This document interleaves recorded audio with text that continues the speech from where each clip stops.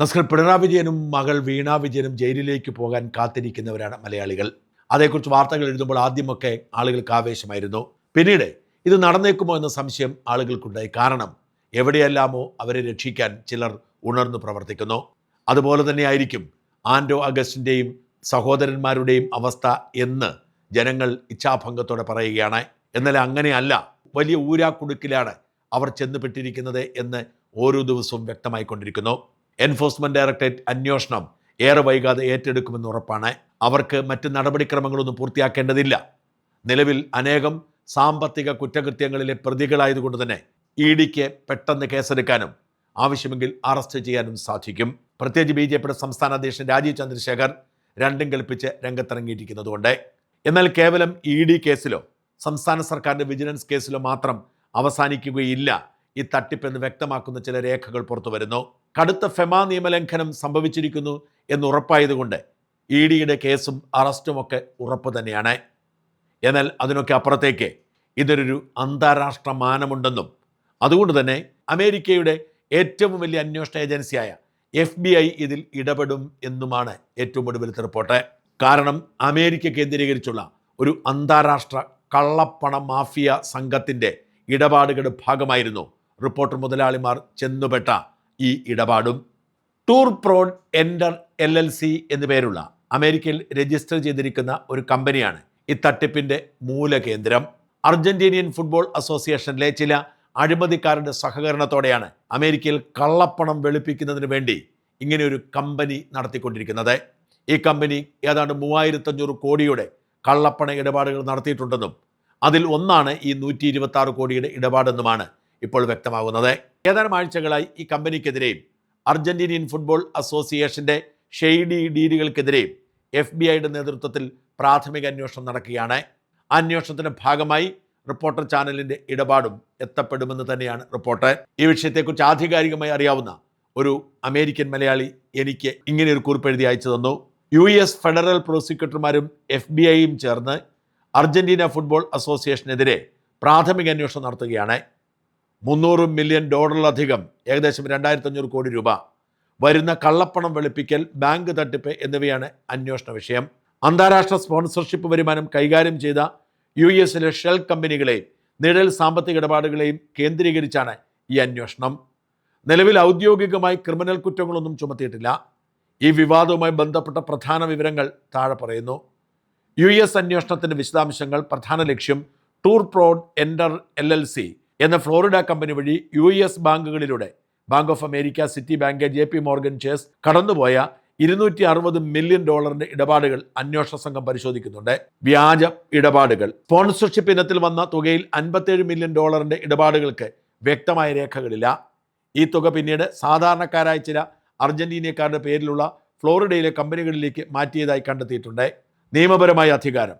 അന്താരാഷ്ട്ര മാധ്യമ sponsorship തുകകൾ US ബാങ്കുകൾ വഴിയാണ് കൈമാറിയത് എന്നതിനാൽ സാമ്പത്തിക കുറ്റകൃത്യങ്ങൾ തടയുന്ന നിയമപ്രകാരം അമേരിക്കൻ അധികാരികൾക്ക് അതിൽ അന്വേഷണം നടത്താൻ അധികാരമുണ്ട്. അർജന്റീനയിലെ ആഭ്യന്തര വിവാദങ്ങൾ, റെയ്ഡുകൾ, നികുതി വെട്ടിപ്പും കള്ളപ്പണം വെളുപ്പിക്കലുമായി ബന്ധപ്പെട്ട് സുർ ഫിനാൻസസ് എന്ന കമ്പനിക്കെതിരെ നടന്ന അന്വേഷണത്തിന്റെ ഭാഗമായും അർജന്റീനയിലെ പോലീസ് AFA ആസ്ഥാനത്തും നിരവധി പ്രമുഖ ഫുട്ബോൾ ക്ലബ്ബുകളിലും റെയ്ഡ് നടത്തിയിരുന്നു. അതായത് അർജന്റീനൻ ഫുട്ബോൾ അസോസിയേഷൻ തന്നെ ആഭ്യന്തര അന്വേഷണം നേരിടുന്ന സ്ഥാപനമാണ് തട്ടിപ്പിൻ്റെ പേരിൽ. അർജന്റീനിയൻ ഫുട്ബോളിൻ്റെയും മെസ്സിയുടെയും സൽപ്പേരെ അവിടെ കൂടിയിരിക്കുന്ന ചിലർ വിറ്റ് കാശുണ്ടാക്കാൻ ശ്രമിച്ചു. അന്താരാഷ്ട്ര തട്ടിപ്പിൽ അതിവിദഗ്ധരായ ആൻഡോയും സഹോദരന്മാരും ഈ തട്ടിപ്പിനെ AFAയെ സഹായിക്കുന്ന അമേരിക്കൻ കമ്പനിയുമായി ഇടപാടിന് ശ്രമിക്കുന്നു. ഈ തട്ടിപ്പ് പൂർണ്ണമാകണമെങ്കിൽ സംസ്ഥാന സർക്കാരിൻ്റെ പിന്തുണ വേണം എന്നുറപ്പാക്കാൻ സർക്കാരിലെ ഇതിലേക്ക് വലിച്ചിടുന്നു. ഇത് വലിയൊരു കള്ളപ്പണ ഇടപാടിനുള്ള ആസൂത്രിതമായ ഗൂഢാലോചനയായിരുന്നു. കള്ളപ്പണ ഇടപാടുകളും സാമ്പത്തിക തിരിമറികളും സ്ഥിരമാക്കിയിരിക്കുന്ന പിണറായി വിജയന് വേഗത്തിൽ അത് മനസ്സിലായി. അതുകൊണ്ട് തന്നെ വകുപ്പുകളെല്ലാം മറികടന്നുകൊണ്ട് സർക്കാർ കത്തുകളും വകുപ്പുകളും എപ്പോൾ ഈ പ്രൈവറ്റ് കമ്പനിക്ക് ആവശ്യമാണോ അപ്പോഴൊക്കെ അവരെ കൊണ്ട് സഹായം ചെയ്യിപ്പിച്ചുകൊണ്ട് സർക്കാരിൻ്റെ പേര് പറഞ്ഞ് റിപ്പോർട്ടർ ബ്രോഡ്കാസ്റ്റിംഗ് കോർപ്പറേഷൻ തന്നെ ഈ ഇടപാടിന് ഇറങ്ങി പുറപ്പെട്ടു. ഇപ്പോൾ രേഖകളുണ്ട് എന്ന് പറയുന്നവർക്ക് ഈ രേഖകൾ പുറത്തുവിടാൻ കഴിയാത്തതിൻ്റെ കാരണം AFAയുമായി നേരിട്ടൊരു ഇടപാടുമില്ല. എല്ലാ ഇടപാടുകളും അമേരിക്കയിലെ ഈ വിവാദ കമ്പനിയുമായി ആണ് എന്നതാണ്. അതുകൊണ്ട് തന്നെ ഇത് വലിയൊരു സാമ്പത്തിക തട്ടിപ്പിന്റെ പുകമറയായിരുന്നു. 126 കോടി രൂപ GST അടയ്ക്കാതെ അമേരിക്കയിലെ വിവാദ കമ്പനിയിലേക്ക് കൈമാറി എന്നത് വാസ്തവമാണെങ്കിലും അതിന്റെ ലക്ഷ്യം ഇപ്പോഴും വ്യക്തമല്ല. മെസ്സിയും അർജന്റീന ഫുട്ബോൾ ടീമും വരാതിരിക്കാനാണ് ഇവർ ആഗ്രഹിച്ചത്.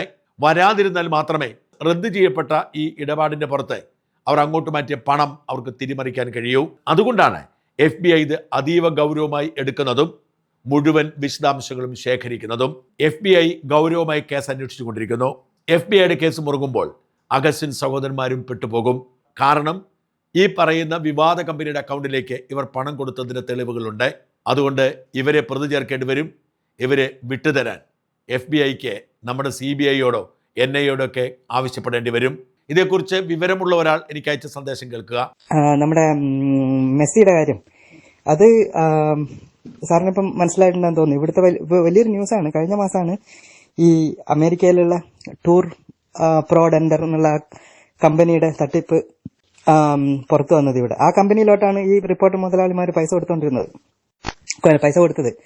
അപ്പം ഇതിൽ സാറിന് പണ്ടേ സംശയമുള്ള കുറെ കാര്യങ്ങൾ കറക്റ്റാണ്. ഇത് മെസ്സിയോ കേരളത്തിലെ വിജിലൻസ് അന്വേഷിക്കേണ്ട കേസൊന്നും അല്ല. ഇവിടെ ഓൾറെഡി FBI അന്വേഷിച്ചുകൊണ്ടിരിക്കുകയാണ്. ഇത് മെസ്സി വരുന്നൊന്നുമല്ല കേസ്. ഇത് പിന്നെ ലോകത്തുള്ള പല ആൾക്കാരും അമേരിക്കയിലോട്ട് പൈസ എത്തിക്കാൻ വേണ്ടി യൂസ് ചെയ്തതാണ് ഈ കമ്പനിയെ. ഇതില് ഒരു ടൂർ പ്രോഡന്റ് എന്നുള്ള കമ്പനി ഈ അർജന്റീനയിലെ പുറത്തേക്കുള്ള കോൺട്രാക്റ്റുകൾ, അവരുടെ പുറത്തുള്ള ഇന്റർനാഷണൽ വെൻഡേഴ്സായിട്ടുള്ള ഇന്റർനാഷണൽ ആൾക്കാരായിട്ടുള്ള കളി, അതിന്റെ ബുക്കിംഗ്, പിന്നെ പ്രോഗ്രാം, അതിന്റെ ബ്രോഡ്കാസ്റ്റ്, അതൊക്കെ മാനേജ് ചെയ്യുന്ന ഒരു ഉടായ്പ കമ്പനിയായിട്ട് ഇവിടെ തുടങ്ങിയതാണ്. അവർ ആ കോൺട്രാക്ട് എടുത്തു. എങ്ങനെയാണ് കേരളത്തിലെ എല്ലാ വകുപ്പിന്റെയും എല്ലാ ഡിപ്പാർട്ട്മെന്റിന്റെയും തലേന്റെ മുകളിൽ കൂടി ഇത് പോയതും ഇവർക്ക് ഇത്ര സംരക്ഷണം കിട്ടുകയും ഇത്ര തട്ടിപ്പുകാർക്ക് ഇത്ര സംരക്ഷണം കിട്ടുകയും ചെയ്ത് ആരുടെ പൈസ ഇങ്ങോട്ടേക്ക് എത്തിക്കാനാണെന്ന് വലിയ ഊഹമൊന്നും വേണ്ട സാറേ. മാത്രമല്ല ഇപ്പം സാറ് പല തവണ ചോദിച്ചില്ലേ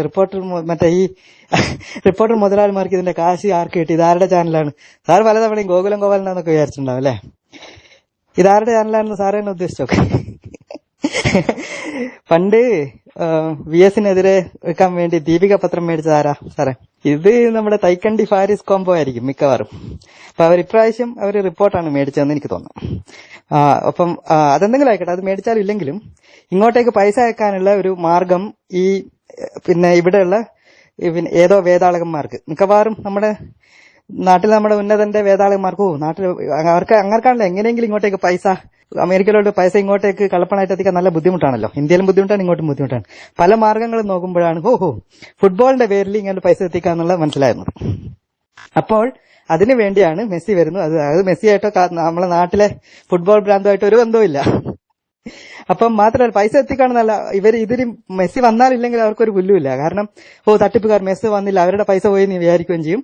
ഗവൺമെന്റിന്റെ പൈസ ഒന്നുമില്ലല്ലോ. അപ്പൊ എന്താ റിപ്പോർട്ട് മുതലാളിമാരുടെ പൈസ പോയി, അവരുടെ പൈസ പോവുകയല്ലേ ചെയ്തേ, അവരുടെ പൈസ ഇവിടെ എത്തി. അവരല്ല പൈസ, അവർക്ക് ഇവിടെ നിന്ന് ഇത്രയും പൈസ ഇവിടെ എത്തിക്കാനുള്ള ഐഡിയ ആയിരുന്നു. അല്ലാതെ ഇതില് സ്പോർട്സുമായിട്ടൊന്നും ഒരു ബന്ധമില്ല. പിന്നെ മാത്രമല്ല ഇപ്പൊ തന്നെ ആ പൈസ പോയിട്ട് മിക്കവാറും ആൾക്കാർക്ക് ശരിക്കും മെസ്സി വന്നാൽ ചെലവ് കൂടുകയല്ലേ ചെയ്യാം. അപ്പം എന്തെങ്കിലും പറഞ്ഞിട്ട് അവരത് ക്യാൻസൽ ആവുമ്പം ആ അടച്ച പൈസന്റെ ഇത്രയും ഭീമമായ ഒരു പൈസ അവര് ഫൈനായിട്ട് മേടിക്കും എന്ന് പറയും. അപ്പം ഫൈനായിട്ട് മേടിക്കുമ്പോൾ പൈസ തിരിച്ചു കൊടുക്കൂല. ശരിക്കും ഇവർക്ക് തിരിച്ചു കൊടുക്കാതിരിക്കുക വേണ്ടത്. എന്നിട്ട് പൈസ കൊടുക്കാതിരിക്കുമ്പോൾ അവരവരുടെ കമ്മീഷൻ എടുത്തിട്ട് ബാക്കി ഇവർക്ക് ഇവിടെ വൈറ്റ് മണി ആയിട്ട് കിട്ടുമല്ലോ. അപ്പം ഇത് വൻതോതിൽ പൈസ ഇങ്ങോട്ടേക്ക് കടത്താൻ. അപ്പം ഇത് റിപ്പോർട്ടർ മുതലാളിയുടെ പൈസ ആയിരിക്കില്ലല്ലോ ഒരിക്കലും. ഇതാരുടെ പൈസയാണെന്ന് എനിക്കറിയാം, സാറിനും അറിയാം. പിന്നെ അതുകൊണ്ടാണ് അല്ലാതെ ഈ ഉന്നതൻ അറിയാതെ പിന്നെ ഈ വകുപ്പിന്റെ ഒക്കെ മുകളിൽ കൂടി ഇതിങ്ങനെ പോകുന്ന വിചാരിച്ചിട്ടുണ്ട്. അത് ഈ രണ്ട് കള്ളന്മാര് നടത്തുമ്പോൾ ഇത് എങ്ങനെയാ നടക്കുന്നതെന്ന് അറിയാം. അപ്പൊ അത് അങ്ങേർക്ക് ഗുണമില്ലെങ്കിൽ ഇത് നടക്കും. മാത്രമല്ല അങ്ങേര് അമേരിക്കയിൽ എന്തൊക്കെ ചെയ്യുന്നതെന്ന് സാറിനോട് മുമ്പേ പറഞ്ഞതല്ലേ, ഇതൊക്കെ എല്ലാവർക്കും അറിയാവുന്നതല്ലേ. അപ്പം അവരുടെ എന്റെ പൈസ പോയി, അവർ ഇത്രയും ഫൈനായിട്ട് എടുത്തു, അതിനെതിരെ ഞാൻ ഇന്റർനാഷണൽ ആർബിട്രേഷൻ കോടതിയിൽ കൊടുത്തിട്ടുണ്ട് എന്നൊക്കെ പറഞ്ഞാൽ അതൊക്കെ ഉടായ്പാണ്. അവര് തോറ്റു കൊടുക്കുക. പൈസ തിരിച്ചു തന്നാൽ പോയില്ലേ, പൈസ തിരിച്ചു തരൂല്ലേ. അപ്പൊ ഇതാണ് സാറേ സംഭവം. അപ്പൊ ഈ ന്യൂസ് കഴിഞ്ഞ മാസം മുതലേ ഇവിടെ സർക്കുലേറ്റ് ചെയ്യുന്നുണ്ട്. ഇതാണ് സംഭവം. ഇത് കളിയോ നമ്മുടെ കേരളത്തിലെ വിജിലൻസോ സ്പോർട്സ് മന്ത്രിയോ നമ്മുടെ ചട്ടത്തിന്റെ ഒന്നും കേസല്ല. ഇത് ഇന്റർനാഷണൽ മണി സ്മഗ്ലിംഗ് ആണ്, മണി ലോണ്ടറിങ്. പരിചയസമ്പന്നനായ ഇദ്ദേഹം ഉന്നയിക്കുന്ന പ്രധാനപ്പെട്ട സംശയം ഈ പണം ആരുടേതാണ് എന്നതാണ്.